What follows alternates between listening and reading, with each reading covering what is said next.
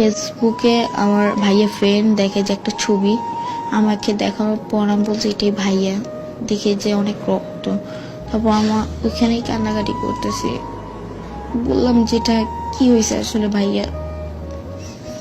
তখন জানি না যে ভাইয়া নাই, আম্মু আমাকে বলে নাই যে তোমার ভাইয়া নাই, কেউ ফোন দিও জানায় নাই। 1টা বাজে আমি বাসায় আসি, বাসায় আসার পর দেখি যে গ্যারেজ খোলা, লাইট জ্বালানো।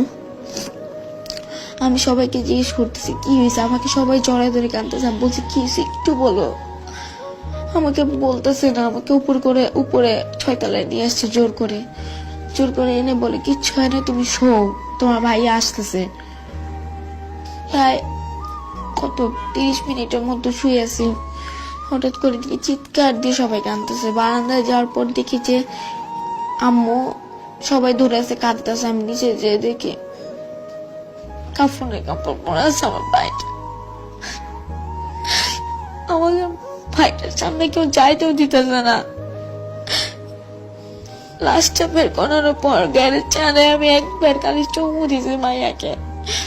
এরপরে ভোরবেলা জানাজার পর নিজের ভাইটাকে দাফন দিয়ে এসছি।